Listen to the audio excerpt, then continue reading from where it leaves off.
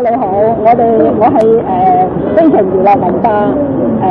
個經理，咁咧我今日咧好開心喎，我到嚟呢邊咧參加呢個幻彩活力之星，咁我同佢咧都拍咗幾次㗎啦，咁我其他我喺社區嗰度咧都做咗好多嘅節目，咁都係講緊咧，都係講嚟緊講緊咧就係我哋嘅健康講座啦，咁人體嘅身體健康講座係好緊要，咁我咧就好有榮幸咧就邀請咗深圳恒生醫院，亦係我哋香港復星集團嘅主管，佢哋過嚟呢邊，大家共同享樂呢個歡樂。咁希望大家咧，第日將來咧，我都多啲咧喺個社區咧，同啲長者啊，同啲先輩啊講下啲健康講座啊，或者歡樂下，咁等大家帶嚟，大家就開心。大家好，我們是來自深圳恒生醫院的義工隊。我們深圳恒生醫院呢已經成立了20多年了，我們常常也是在內地做一些進社區的健康的活動。那麼這一次呢，有幸能夠來到香港美孚社區參加這樣的活動呢，其實我們心裡是很特別，也很開心。所以呢，我希望今天我們的這個專家可以在這裡講得非常非常好，然後讓更多的市民、更多的老人家都了解我們醫院，也了解如何保護疾病，如何保養自己。謝謝大家。大家好，我是深圳恒生醫院的院長，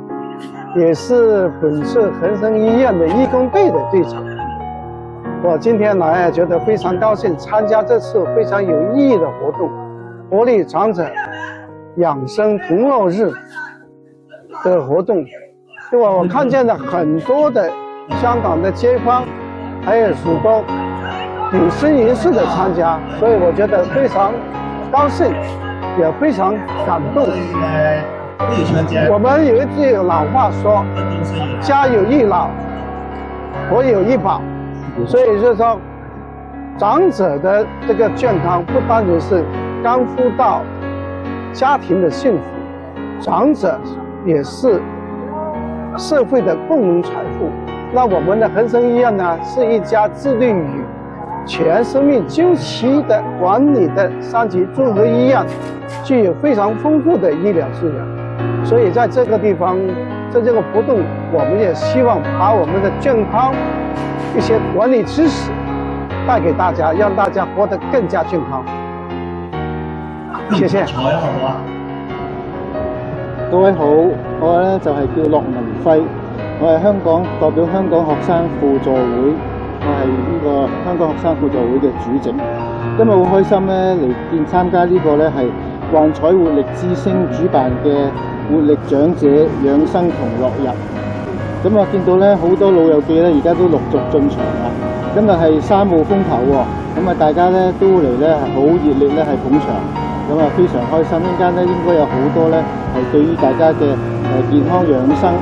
好得益嘅講座咧，係大家可以咧係專心聽嘅。我亦都想介紹下我哋咧香港學生輔助會喎。咁咧香港學生輔助會咧就係1957年開始成立嘅，而家已經68年啦。我哋咧係其實照顧緊咧300幾個小朋友，3歲至18歲，因為咧係家庭嘅關係咧係唔可以住喺屋企，我哋咧就喺用院舍咧招待佢哋，供書教學，照顧佢哋，一路咧係安排佢哋咧係出去就業。咁啊，希望大家咧係上我哋嘅網睇多啲咧我哋嘅呢個活動。我哋亦都有中學、小學同埋幼稚園全面照顧咧係香港嘅兒童嘅。多謝各位。大家好，我係香港學生輔助會鄭平欣姑娘，好開心今日嚟到呢我哋活力長者養生同樂日，見到呢我哋嘅長者們呢好有活力，參與我哋唔同嘅活動，包括做下運動、唱下歌仔，希望呢我哋藉住今日嘅活動呢，都可以將我哋呢敬老、護老、尊老嘅一個信念喺我哋社區裏邊大力推動，同大家分享。大家好，我係曾可超。今日好開心啦！得到深圳恒生醫院同埋幻彩活力之星主辦呢個活動，咁我嚟到會為大家唱2首歌嘅。咁一首歌叫做《倩影》啦，一首歌叫做《詠梅》。咁希望可以帶俾大家啲過去啲美好回憶啦。咁同埋希望各位老人家或者各位朋友啊，身體健康，咁充滿活力。